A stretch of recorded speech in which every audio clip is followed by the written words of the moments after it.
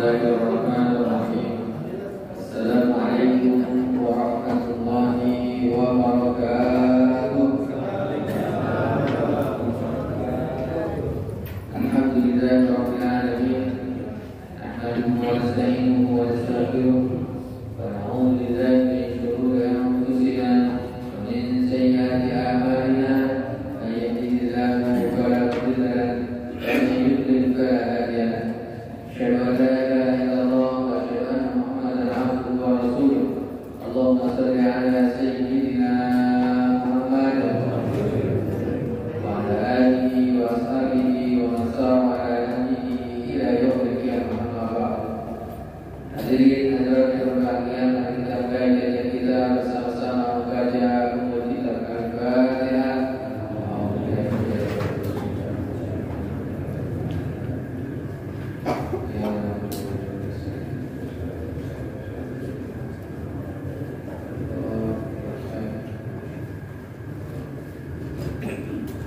Baik Bapak Ibu, mari kita baca surah Al-Imran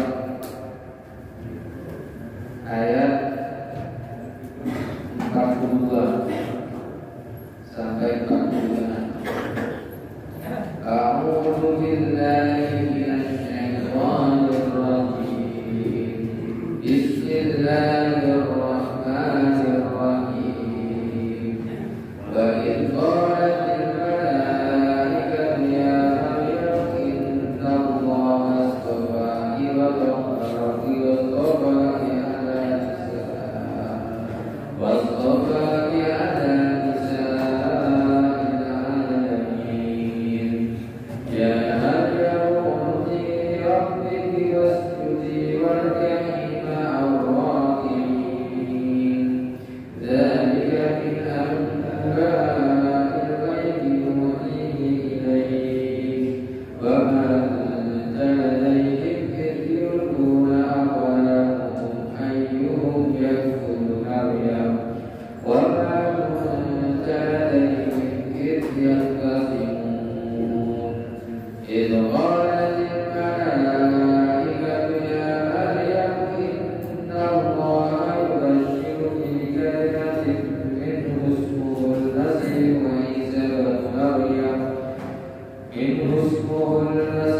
عيسى بن مريم وجيها في الدنيا والآخرة ومن المقربين. صدق الله العظيم. Baik Bapak Ibu yang dimuliakan Allah Subhanahu wa taala, surah Al-Imran ayat yang ke-42. Ini masih berbicara tentang Isa, keluarga Imran, yang di dalamnya dijelaskan tentang bagaimana istri Imran ini melahirkan anak yang bernama siapa Bu? Maryam. Dan kemudian juga pada ayat ini akan dijelaskan tentang siapa itu Siti Maryam. Kemudian Allah Subhanahu wa taala menjelaskan juga tentang peristiwa yang dialami oleh Nabi Zakaria alaihissalam, di mana beliau dengan mukjizat yang Allah berikan, beliau yang istrinya sudah tua, sudah sepuh, beliau pun sudah tua dan sepuh. Tampak istrinya mandul lagi, lalu diberikan anak oleh Allah Subhanahu wa taala. Nah, pada ayat 42 ini Allah katakan wa idh qalatil malaikatu, dan ingatkan ketika malaikat datang kepada Maryam ketika Sayyidah Maryam ini beribadah di mihrab di masjid pada saat itu.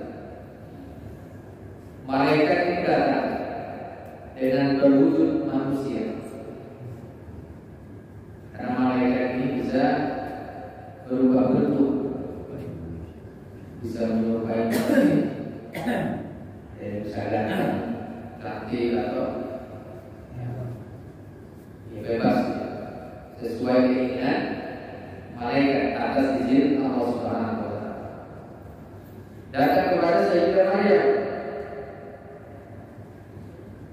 Kenapa pada saat itu? Karena Maryam pada saat itu hamil. Masa beliau hamil ini, sebagaimana ada pegangan yang baru dijelaskan, ada yang mengatakan hanya 1 malam tidur gak besar.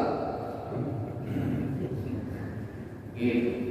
Ada yang mengatakan 3 hari prosesnya. Ada yang mengatakan 9 bulan, sama seperti manusia ya, yang biasa. Yang jelas Sayyidah Maryam ini agak kaget juga, sedih juga. Nah, ada sebagian orang yang tahu kemudian ya mempertanyakan. Maka datanglah malaikat menghibur menyampaikan tentang kebenaran. Wahai Maryam, ya Maryam, inna Allah astafaki wa tahharaki wa astafaki ala nisa'il alamin. Luar biasa. Wahai Sayyidah Maryam, sesungguhnya Allah Subhanahu wa Ta'ala istafaki. Allah Subhanahu wa Ta'ala ini telah memilih engkau adalah wanita pilihan yang dikhususkan oleh Allah Subhanahu wa Ta'ala. Wa tahharaki, yang kedua bukan hanya pilihan yang terbaik, tapi engkau juga wahai Sayyidah Maryam adalah wanita suci. Allah mensucikanmu. Maka sejak lahir memang beliau ini jarang bergaul dengan manusia. Memang khusus takarub, dan ini sesuai dengan keinginan dari orang tua. Takarub dari Allah. Kamu itu bukan seorang wanita yang menyimpang. Allah mensucikan. Wastafaki, ternyata tambah lagi ya, bahwa Allah Subhanahu wa Ta'ala melebihkanmu, mensucikanmu lagi, dan melebihkanmu ala nisa'il alamin, dari seluruh wanita-wanita yang ada di alam semesta ini. Jadi kalau lihat wanita yang paling yang disucikan oleh Allah Subhanahu wa Ta'ala sepanjang sejarah manusia adalah Sayyidah Maryam. Karena sejak kecil kita pernah menyebutkan Allah. Karena dia memang dijaga betul oleh keluarga. Kemarin dijaganya di 3 tempat. Pertama dijaga di rumah, pendidikan iman, pendidikan tauhid, dipahamkan oleh orang tua tentang ya, siapa itu Allah, bagaimana aturan Allah, mana yang salah, mana yang benar, yang hak dan batil, itu dididik di rumah. Karena saya kita sekali kalau di rumah orang tua bertemu dengan anak, maka disebut dengan madrasatul ula, al-um. Ibu itu adalah madrasah pertama. Istilahnya TK atau SD-nya itu. Madrasah pertama itu adalah ibu. Itu madrasahnya, sekolahnya. Lalu kepala sekolahnya siapa? Bapak. Kepala sekolah itu bapak. Nah, yang kedua, tempat untuk pendidikan anak yang terbaik adalah masjid, sebagaimana Sayyidah Maryam. Dan yang ketiga, tempat pendidikan. Ada orang yang Selain orang tua, masjid Zakaria sebagai guru. Nah, artinya apa? Kalau sekarang ini lembaga pendidikan. Jadi proses pendidikan pembentukan karakter pada anak itu ada pada 3 tempat ini. Di rumah, di masjid, dan di sekolah. Kalau tidak hanya kita dengan 3 hal aman. Tapi kalau jauh dari 3 hal, jangan balik ke rumah, jangan ke masjid, pendidikan tidak mendapatkan asuhan pendidikan yang terbaik di sekolah, maka akan berat. Syukur-syukur kalau temannya baik. Kalau teman tak baik, hancur. Nah, maka 3 tempat ini kita bisa ambil pelajaran. Inilah yang kemudian menjadikan Sayyidah Maryam adalah wanita yang terbaik, yang disucikan, yang dipilih oleh Allah Subhanahu wa Ta'ala. Nah, karakter baiknya itu seperti apa? Ya Maryamu. Nah, ini ayat setelahnya. Wahai Sayyidah Maryam, ini masih kata malaikat. Uqnuti li rabbiki. Uqnuti. Apa ada yang uqnuti? Sujud. Apa namanya? Uqnuti. Taatlah li rabbiki kepada Tuhan. Beribadahlah kepada Tuhan.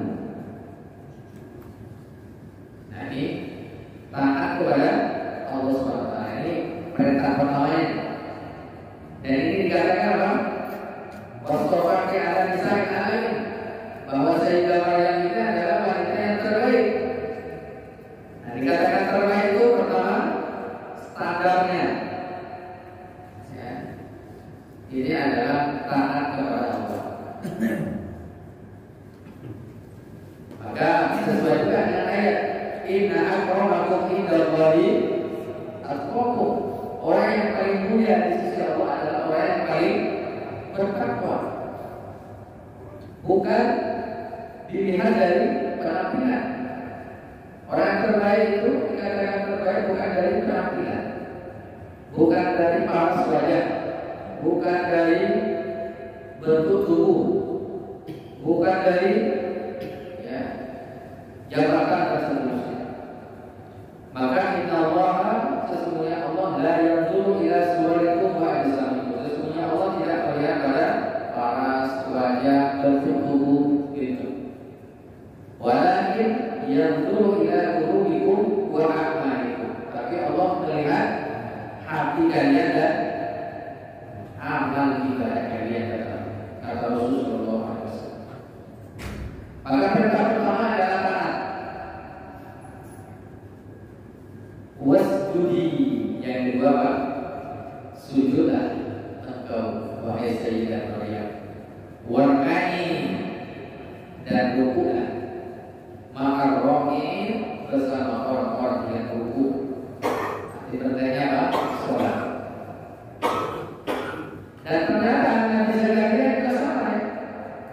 Pada ayat yang atas itu, ayat yang kedua atau ke-39 itu, ayat 39 ketika Nabi Zakaria didatangi apa?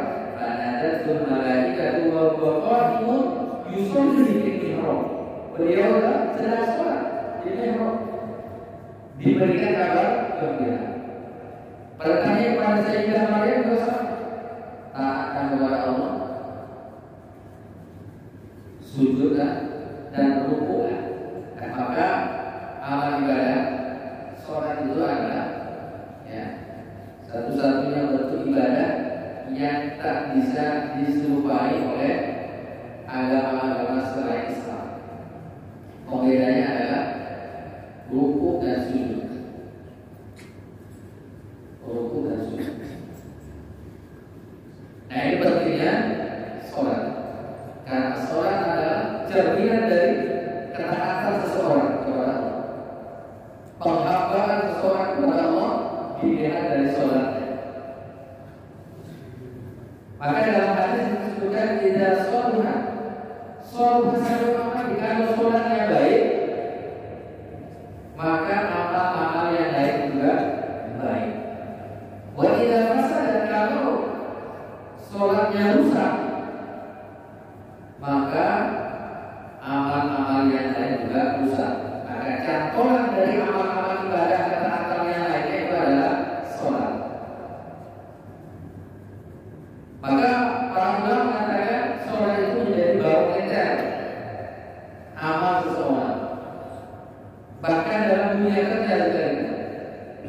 Kalau dia taat, maka dia orang yang bagus. Salah satu contoh misalnya, kalau ada orang yang istiqomah, disiplin dalam sholatnya, kan waktu-waktu yang khusus disiplin. Ketika azan berkumandang langsung kemudian bersiap-siap berwudu, kemudian berusaha melaksanakan sholat berjamaah atau pakaian. Dia ketika dia disiplin kepada Allah, disiplin terhadap aturan Allah, maka dengan aturan manusia juga dia pasti disiplin. Tapi kalau dengan Allah saja tidak disiplin ya,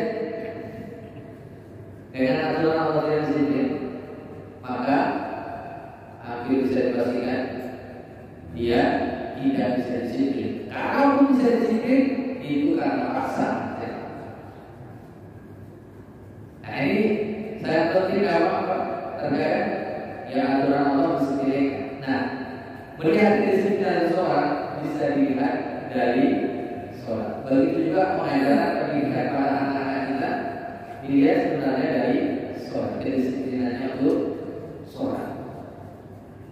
Kita itu rohul kita dan tasbih dan masjid lahu bifna. Kalau engkau melihat seseorang itu terbiasa datang ke masjid, saksikanlah bahwa dia adalah orang yang beriman. Ini saya luar biasa. Mana terbiasa datang ke masjid. Nah perintahnya apa? Sujud. Ini dalam rangka penghambaan. Beribadah itu dalam rangka menghamba kepada Allah, bukan untuk mencari rezeki. Ini juga ada sebagian mungkin salah memahami. Kenapa saya ibadah rajin, semangat, tapi rezekinya biasa-biasa aja. Ada orang nggak semangat ibadah, bahkan di luar Islam, tapi kok kaya-kaya. Berarti dia ingin menyalahkan sholatnya. Ya. Padahal bahwa sholat, ibadah dan taat itu adalah hubungan kita, penghambaan kita dengan Allah SWT, tak terkait dengan rezeki. Masalah rezeki ini hukum dunia, sabar musabab, yang melakukan sesuatu Allah berikan. Terus begitu. Itu hukum sabar musabab. Orang menjaga sebab-sebab kesehatan, insya Allah sehat. Nah, semacam itu.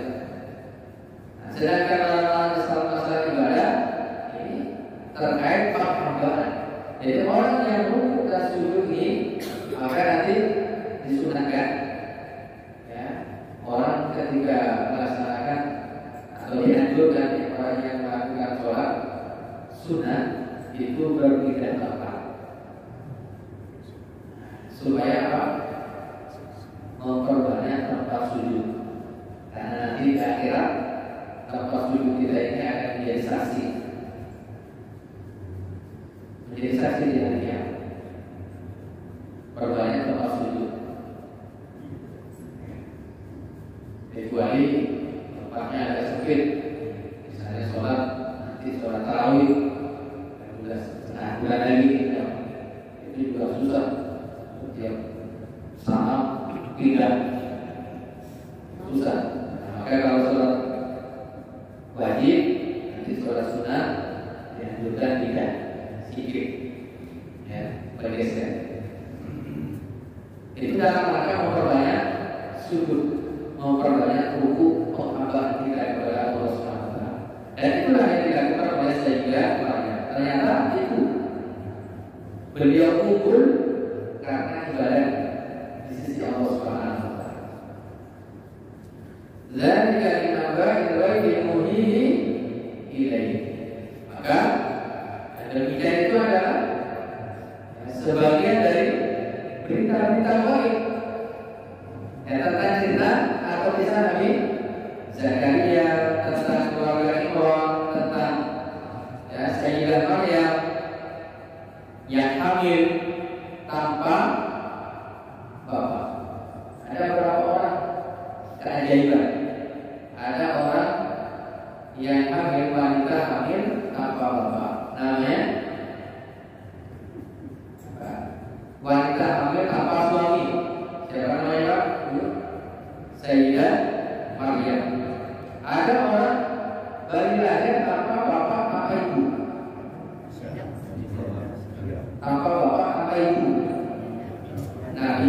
alaihi.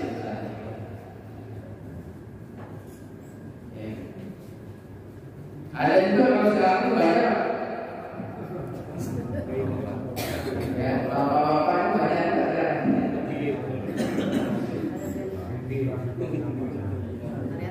Ya, bisa jadi ngaku Maria juga. Nah, ini bisa ekor aku dalilin idulkuna Akaramuhum ayuhum yakfuruna bihi wa aku ladaihim yaktasimun. Nah, ini masalah bahwa itu kita imani. Karena ini Al-Quran yang menceritakan, bukan dongeng. Ya. Padahal kamu tidak hadir beserta mereka. Ketika mereka melemparkan anak-anak mereka untuk menguji siapa di antara mereka akan memelihara Maria. Dan kamu tidak hadir di sisi mereka ketika mereka bersengketa. Karena nanti ketika Sayyidah Maryam ini juga tanda atau salah satu cara mereka siapa yang akan merawat, membina, mendidik itu pakai ujian. Ya. Nah, dalam keluarga itu maka termasuk Nabi Zakaria itu apa? Mendidik. Lalu kemudian ujian itu ya karena pada Nabi Zakaria, maka beliau yang merawat. Nah, Nabi SAW kan tidak melihatnya secara langsung. Nah, tetapi ini adalah kisah gaib. Tetapi kemudian sangat erat ya dengan makna, hikmah dan pelajaran. Nah, apa bahasa dari malaikat ini? Ilqolatil malaikat. Malaikat berkata, "Ya Maryam, wahai Maryam, Innallaha, sesungguhnya Allah, yubasyiruki, memberikan kabar gembira kepada bikalimatin, dengan kalimat." Ini saya penting. Allah Subhanahu wa Ta'ala memberikan kabar gembira, engkau akan mendapatkan seorang putra yang diciptakan oleh Allah Subhanahu wa Ta'ala dengan kalimat ini dengan ucapan. Jadi kun fayakun, ikut kun fayakun oleh Allah, bisa ya. Namanya Ismu Al-Masih Isa Ibnu Maryam. Al-Masih ini artinya apa? Ya. Bukan Masih Isa. Al-Masih Ibnu Maryam. Ya. Maryam ini diberikan apa? Anak, namanya juga ya. Namanya juga diberikan oleh Allah Subhanahu wa Ta'ala, Isa Ibnu Maryam. Nah, ini saya penting bagi kita, Isa Ibnu Maryam. Inilah nanti dalam agama Nasrani disebut Maryam ini Bunda Maria. Bunda Maria. Kalau Isa, Nabi Isa alaihissalam yang dilahirkan itu disebut dengan Yesus Al-Masih. Nah, ini sangat penting. Dalam ayat ini juga menginformasikan kepada kaum Nasrani bahwa Nabi Isa alaihissalam itu adalah seorang anak dari Sayyidah Maryam. Dia adalah makhluk, dan beliau juga bukan anaknya Tuhan. Ini apa namanya? Tidak. Ini bukan anak Tuhan. Karena nanti dalam pandangan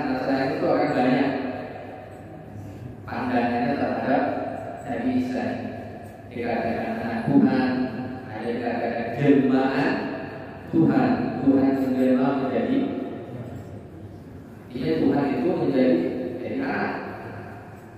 anak membesar lahir gitu. Akhirnya sudah anak Tuhan. Kemudian yang ketiga dikatakan Trinitas itu di dalamnya Tuhan itu tiga tapi satu.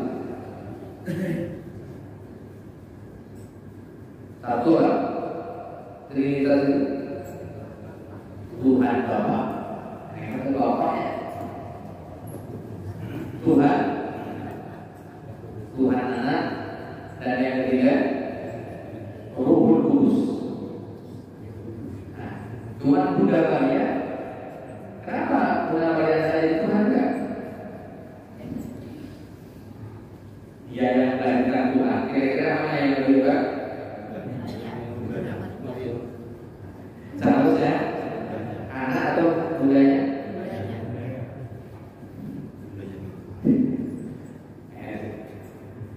Jadi ini secara logika dibantah oleh Allah Subhanahu wa Ta'ala, diluruskan. Maka dalam surah Al-Fatihah, Siratal ladzina an'amta 'alaihim ghairil maghdubi 'alaihim waladdallin. Dalam tafsirnya Al-Qur'an itu adalah Nasor. Kenapa? Karena dia pemahamannya melenceng.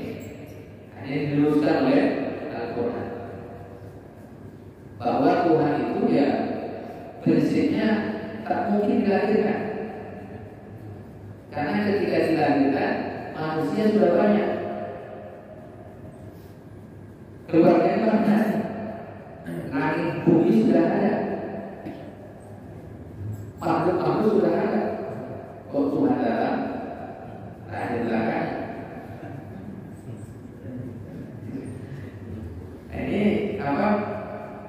Dilantar dengan logika yang sederhana yang di dalam Al-Quran. Namanya Isa, kemudian apa? Disebut dengan Yesus. Benar, nanti dalam ayat berikutnya itu akan banyak bahasa-bahasa juga yang diusulkan oleh Al-Quran. Bahwa apa taruhu wa nasarahu, Nabi Isa itu tidak disalib, tapi yang disalib adalah orang yang diserupakan, Yudas Iskariot. Dia ada menjadi. Pertanyaannya adalah, seandainya Yesus itu disalib, tujuannya apa? Dibunuh kan? Ataukah untuk menebus dosa? Kalau dibunuh, kok Tuhan bisa dibunuh? Kalau menebus dosa, kenapa Tuhan kok menebus dosa dengan cara membunuh dirinya? Bunuh saya ampuni dosa kalian, bunuh saya. Kalau dia dibunuh orang lain musuhnya, kok bisa? Nah, ini nanti logikanya yang dibangun. Maka nanti dalam bab ini terkait dengan Trinitas itu dibahas dalam Al-Quran. Dan ini terkait kita saja, terkait dengan internal saja, kita terkait dengan orang di luar Islam, ini pembahasan di dalam Islam. Nah, ini sangat penting. Tentang apa? Namanya Isa ibnu Maryam. Nah, beliau ini yang kemudian nanti sampai sekarang beliau ini masih hidup, diangkat ke langit oleh Allah Subhanahu wa Ta'ala dan nanti diturunkan ke bumi. Bagi Allah sangat mudah. Ashabul Kahfi saja bisa, apalagi seorang Nabi diturunkan nanti ke ke muka bumi untuk membunuh Dajjal. Dan nanti ketika turun, beliau tetap melaksanakan syariat Nabi Muhammad SAW. Jadi bukan membuat syariat baru. Maka nanti itu beliau dikatakan dalam hadis, ya, diturunkan akan membunuh Dajjal, menghancurkan salib. Ya. Kenapa hari menghancurkan? Karena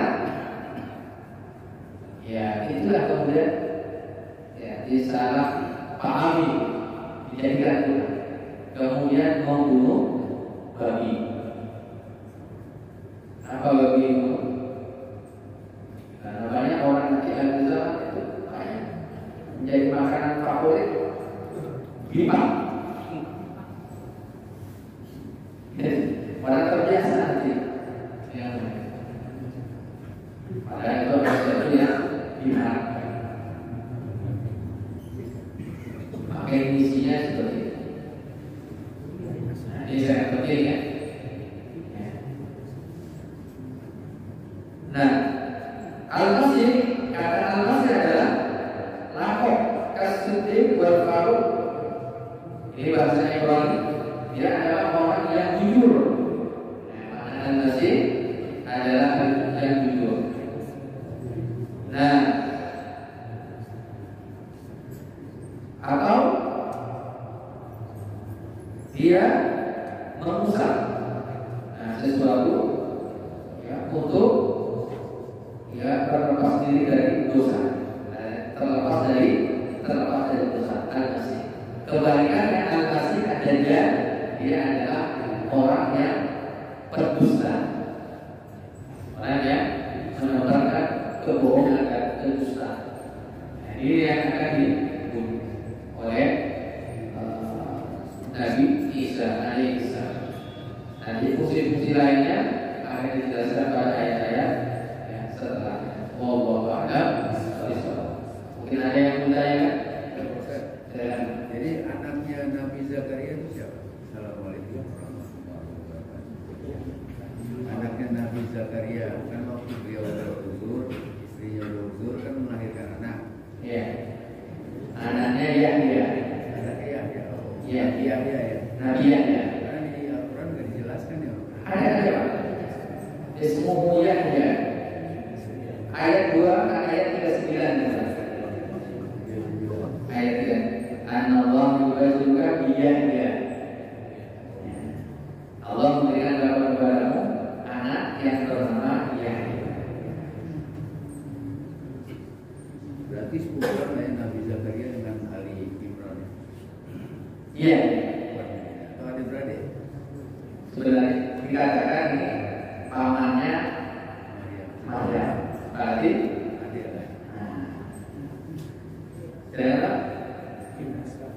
Jadi maksudnya begini, Allah memberikan mukjizat kepada Nabi.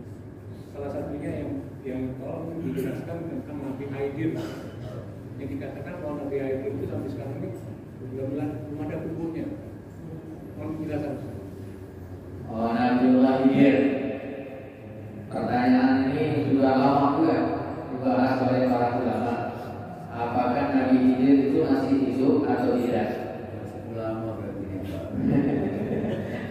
Pak. Panjang pembahasannya, tetap ada dua pendapat. Ada pendapat pertama mengatakan bahwa Nabiullah Khidir masih hidup sampai sekarang, sampai hari kiamat. Di mana tempatnya? Wallahu a'lam. Di laut. Masalah masalahnya ini dapat berana nih. Dan jelas masih hidup. Wallahu a'lam. Ada yang pendapat yang kedua sudah meninggal dunia. Nah, kapan juga? Wallahu a'lam juga.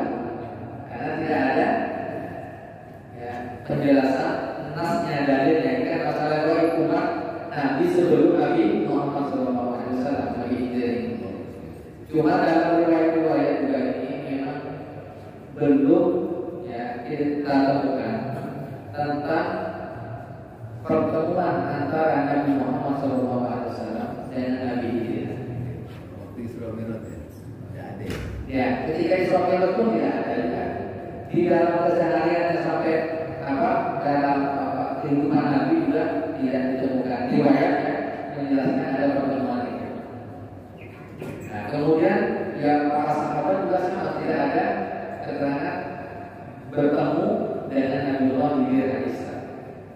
Nah, tetapi tetap ada yang sebagian ulama yang mengatakan tetap ada. Jadi tetap ada karena ada sebagian dari ulama yang menyatakan bahwa dia pernah bertemu dengan Nabi Khidir alaihissalam. Nah, cuma ini ya, karena masalahnya masalah gaib, kita juga tidak ada pegangan dalil secara rinci, maka ya, kita tidak juga bisa mengatakan masih hidup atau wallahu a'lam bishawab. Itu yang memungkinkan kita sampaikan wallahu a'lam bishawab. Maka masih hidup atau ya, sudah meninggal dunia. Nanti diturunkan dengan Nabi Isa melawan Dajjal pun tidak ada dalilnya. Tidak ada dalilnya. Nabi Isa aja yang suruh turunin. Iya betul. Nabi Isa saja yang betul. Terus dinawarkan kita di surga. Allah, silakan saudara. Ya.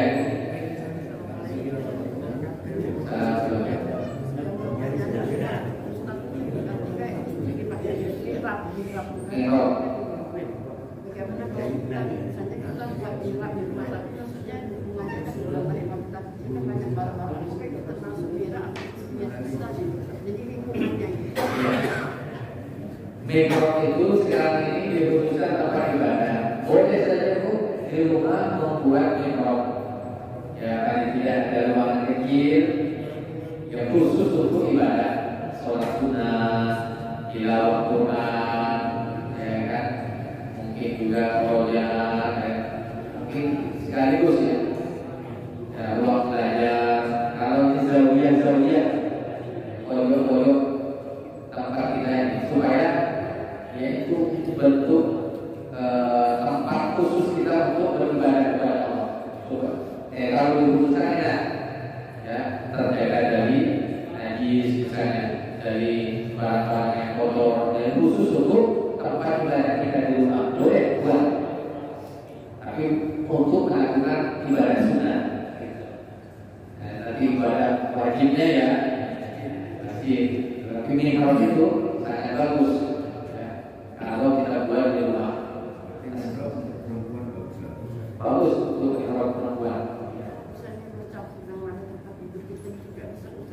Bercampur dengan juga gitu kan tidak bisa lah Ustaz ya. Ya itu bukan mihrab, kamar jadinya. Jadi kamar sih juga kita ini di situ juga itu kamar saja ada apa-apa. Tak usah ada mihrab tadi ya. Yang dikhususkan saja. Nah, ada tempat khusus. Jika memungkinkan, kalau tak memungkinkan kita bisa dipaksakan juga. Kita bermihrab di masjid saja. Saya kata.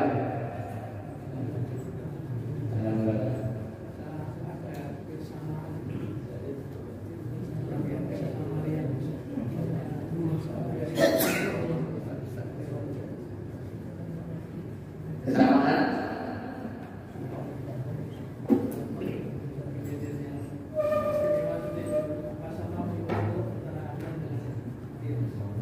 Iya. Jadi apakah ada secara umum ada kesamaannya bahwa Nabi Adam dan Nabi Isa itu diciptakan langsung oleh Allah Subhanahu Wa Taala tanpa sebab musabab yang lumrah ya terjadi pada manusia. Ya. Kemudian ya jelas ya perbedaannya dari sisi umur juga berbeda. Nah kemudian ya secara umum tidak ya banyak juga persamaan. Ya, misinya umatnya berbeda juga. Ya, misinya kalau agamanya sama. Kalau agamanya tetap sama yaitu Islam. Itu belum ditentukan juga pernikahan antara Nabiullah Adam alaihissalam dengan Nabi Isa. Allahu a'lam bishawab. Cukup ya Allah. Kita akhiri perjumpaan kita pada kali ini. Mudah-mudahan bermanfaat bagi kita semuanya. Mohon maaf atas segala kehilafan. Kita akhiri dengan banyak adalah dan doa kepada majelis. Alhamdulillahirabbil alamin. Subhanakallahumma wa bihamdika asyhadu an la ilaha illa anta astaghfiruka wa atubu ilaik. Assalamualaikum warahmatullahi wabarakatuh.